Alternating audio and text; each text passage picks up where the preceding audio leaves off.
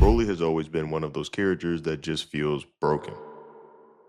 Every time he shows up, the rules of power scaling start to fall apart.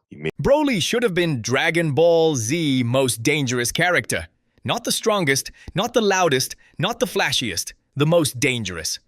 A walking narrative problem that forced Goku, Vegeta, and even the gods to rethink how power works. Instead, Broly became another case study in how Dragon Ball Z repeatedly introduces incredible concepts, and then does absolutely nothing with them. And before anyone jumps in with, Broly is strong now, strength is not the same thing as potential. Power without direction is just noise. And Broly is nothing but wasted narrative noise. Stars, cell power at this point can logically be extended to multi-solar system level, and potentially even more. Meanwhile, Broly demonstrates a vastly different kind of destructive power. Even while chained down in a heavily suppressed base form, Broly wipes out substantial portions of the southern galaxy. It's critical to understand that in Dragon Ball cosmology, South Galaxy doesn't refer to a single Milky Way structure, but to an enormous galactic quadrant comprising numerous galaxies. According to sources like Dazenchu 4 and Chozenchu 4, the Dragon Ball universe contains infinite galaxies, solar systems, and nebula. So, for Broly to destroy a massive portion of that region in his restrained state, roughly 1/4 by visual estimation, places him far beyond multi-solar system levels as a threat. At minimum, this feat puts him in the multi-galactic tier, and that's before considering several statements across the franchise that Broly could eventually wipe out the entire universe if left unchecked. Whether that destruction would be rapid or gradual is never clarified. But let's start with the uncomfortable truth. Broly has always had one of the best foundations in the entire franchise. A Saiyan born with overwhelming power, exiled, abused, isolated, turned into a weapon by circumstance rather than choice. That alone sets him apart from every other Saiyan we've ever seen. Goku and Vegeta chased strength. Broly was forced to survive it. That difference should have mattered. But Dragon Ball never commits to it. In the original Z movies, Broly is reduced to a screaming wall of muscles. No philosophy, no growth, no internal conflict beyond Kakarot exists, therefore I rage. People defend it as, that's just movie Broly, but that doesn't excuse the problem. It proves it. Broly was treated as a spectacle, not a character. Then Super comes along and everyone says, this is it. They fixed Broly. Did they? Super Broly absolutely improves his backstory. Paragus, the exile, the trauma, the survival on a hostile planet.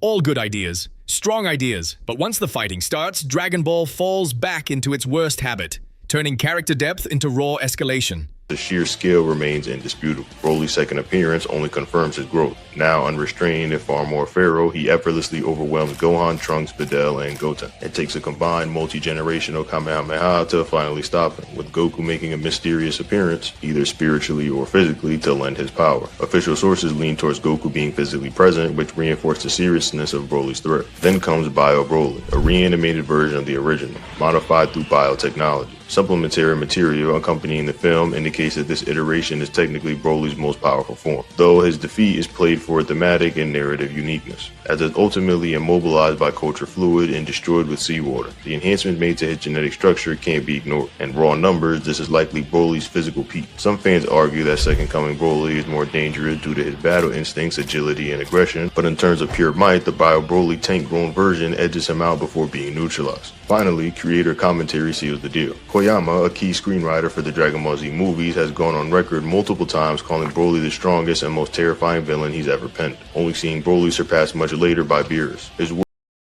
Broly stops being a person and becomes a stat check. His entire role in Dragon Ball Super is to hit harder, scream louder, and scale higher. That's not character development, that's power inflation. He doesn't challenge Goku's worldview. He doesn't force Vegeta to confront Saiyan history. He doesn't disrupt the gods. He just exists as a new benchmark. And that's the core failure. Broly should have been a philosophical threat, not just a physical one. Think about it. Broly represents everything Dragon Ball claims to move past. Inherited power, trauma-based strength, rage without discipline. He's the dark mirror of Goku's joy-based progression and Vegeta's pride-driven evolution. That contrast should be explosive. Instead, it's ignored. After his movie, Broly is sidelined. No arc, no agency, no direction. He trains, he exists, he waits. That's it. For a character hyped as universe-shaking, that's embarrassing. And this is where fans cope. statements and narrative beats that suggest that Broly is a universal level threat, even when not at his full power, or as a legendary Super Saiyan. Early in the film, it's shown that Broly, while under Paragus' control, reduces the Southern Galaxy to ruins. Many people mistakenly think this was a simple galaxy-level feat, but there's more to it. The South Galaxy isn't a single galaxy, but a quadrant of the universe, consisting of many galaxies. Official sources like Daizenshu confirm this. Paragus effectively writes off the Southern Galaxy as irrelevant, treating it as already lost to Broly. King Kai later acknowledges this destruction too, reinforcing that Broly decimated the majority of the quadrant, and this was accomplished by a restricted Super Saiyan state, far from his true legendary form that we see at the end of the movie. That's an important distinction. Broly wasn't even using his full power, or in his strongest transformation. This implies that even a suppressed state Broly could casually destroy multiple galaxies. To realistically pose a threat to the universe or even the larger macrocosm within his limited 50 to 40 year lifespan as a mortal Saiyan, Broly would need to be able to destroy entire galaxies rapidly, rather than slowly over a millennia. Unlike immortal beings like Cell, whose threats of universal destruction are vague and unquantifiable due to their extended lifespans, Broly's potential must be realized in a limited time frame, making his destructive output even more impressive. Additionally, Broly's power is stated to constantly grow throughout battle. This exceptional growth is one of the most dangerous traits. They say, he's too strong to use. They say, he'll get his moment. Dragon Ball fans have been saying that for decades. Let's be honest, Dragon Ball doesn't know what to do with characters who aren't Goku or Vegeta. Broly is just the latest victim. What makes this worse is that Broly's potential wasn't about winning fights. It was about changing the rules. He could have been the character that proves raw power without control is unsustainable.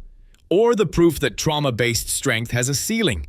Or the Saiyan who rejects both pride and joy as motivation. Instead, he's just the strong, quiet one. That's not depth. That's avoidance. Dragon Ball had the chance to explore what happens when someone never chose this life. When strength is a curse, not a goal. Broly doesn't want to fight. He doesn't care about limits. He doesn't crave battle. That alone makes him more interesting than half the cast.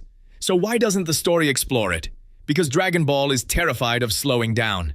Broly's existence should make Goku uncomfortable. It should make Vegeta angry. It should make Beerus cautious. A Saiyan who didn't earn his power, didn't train traditionally, and yet rivals gods. That undermines the entire meritocracy Dragon Ball pretends exists, and the story refuses to touch that implication. Instead, Broly becomes another training partner, another ally, another background asset, which is insane. Broly should not be safe. He should not be stable. He should not fit neatly into the Z fighter group. The moment you domesticate him, you kill what made him special. Broly should not be safe. He should not be stable. He should not fit neatly into the Z fighter group.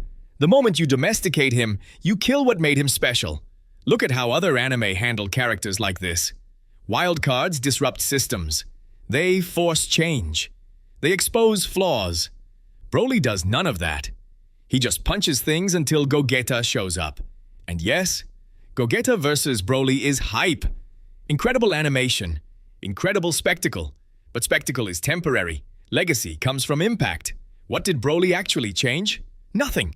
Power scaling moved up. That's it. No new Saiyan philosophy. No lasting consequences. No shift in character dynamics. Broly didn't even get the dignity of choosing his path. He's still being guided. Still being watched. Still being controlled, just more gently. That's tragic. And before someone says he's still growing, ask yourself this: when has Dragon Ball ever meaningfully developed a non-main character long-term? Exactly. Broly had the chance to be Dragon Ball's most complex Saiyan. Instead, he's a missed opportunity wrapped in incredible animation. And that's why Broly is wasted potential. Not because he's weak, not because he's irrelevant, but because the story refuses to let him matter beyond power. And in a series obsessed with strength, that's the ultimate failure.